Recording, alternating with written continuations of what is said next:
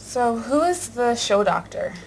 The show doctor is that guy that's not afraid to go out there and have fun, not afraid to be on the stage and bring something more to the show than you're seeing in today's hip-hop. A lot of rappers just go on stage, they're rapping with a mic, you can't hear them, it's distorted. I want to bring entertainment back to the table. Why the name change? Why did you change your name from Vision to the show doctor? Well, the reason I did that is because people change over time and my content has changed. The name Vision is about a 10-year-old name from when I first started rapping, back when the only thing I talked about was more conscious, more personal, more spiritual situations in my music. But as time went on and I started to have more fun with it, started to take the business more seriously and get more into the entertainment aspect of it, I felt the need to identify myself a little bit differently. And the show doctor is a bit more catchy, easy to remember, mainstream, and a bit more fun. So I like to incorporate both of those names and ideas into my music because I don't have to be so one-sided. Okay, now tell me a little bit about your music career today. I've been rapping a good 12 years now and producing for 10. I started to take the business seriously in 2000 after going to the Harris Institute, and from then I've done tons of shows. I've been in all kinds of mixtapes promoting myself wherever I can, even across Canada, the east coast of Canada, and I'm really just trying to get out there right now with my second solo album effort and really promote myself on a whole new level because I feel I'm ready to do that. Your new album, The End of Being Broke, is about to be released. Can you tell me a little bit about that?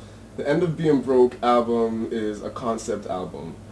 Ideally saying that I'm not trying to floss and be all blingy and say that I'm rich, but I'm also trying to say that I came from a time period where I was at the bottom of the bottom and I had nothing. And I'm never going to be there again. I've grown, I've changed as a person, and I've realized some of the secrets of life to go out there and make yourself successful. So as you go through the album, that idea is tied into all the songs, but it starts off as a really fun, up-tempo, fast-paced, not too deep, aggressive track after track hitting you with fun lyrics, fast, fun, good tempo beats, and then as you get used to me and the album progresses, near the end you see that it's, again, coming back to more of that traditional Vision, more of a thoughtful, soft, laid-back, conscious, and personal sounding theme. Now, what do you hope to achieve with your new album? Well, I'm not only an artist, I'm also a producer and an engineer. So, on the artist side, with my album, I hope to promote myself as an artist, to show people what I have to bring to the table, my lyrical ability, and what I'm really about. Now, as a producer and an engineer, I want to promote my business. I want to show people the kind of mixes I can make, the kind of quality and the level of production I can put out there. Because in the music industry, you find that artists will spend a lot of their time going out there trying to find other artists, shows, gigs, radio promotions, managers, what have you. But ideally, the real goal is to reverse that whole process, put your work out there, have people love it, and then have all those people come looking for you. When will your album be released? The original album release date was March 1st, but after recording the album in a short 3-week period, I decided that I wanted to really take it to the next level because myself, some friends of mine, and including a number of strangers I let sample tracks off the album, really liked what I was doing. They got excited with it. So we decided to push it back a bit, bring in some audio engineers to help out with the mix because two's always better than one, find a proper mastering studio to get everything done up, the graphic design, the work, some of the marketing ideas, and that's why it's getting pushed back. And it'll definitely be out before April 1st. Now you're based in Toronto, so what do you think about Toronto's hip-hop April music 30th. scene today? What I think about the Toronto hip-hop music scene and where we're going is that it's really up to the people of Toronto to decide that. The artists can't make that decision. The artists are here to provide good music and provide good entertainment, but it really takes the people to embrace that music and make it accepted and make it sort of a cultural phenomenon in Toronto. There's a powerful hip-hop scene, but it's not big. So if the people aren't interested, there's nothing we can really do. But I think that's more of a nationwide problem that doesn't just apply to hip-hop.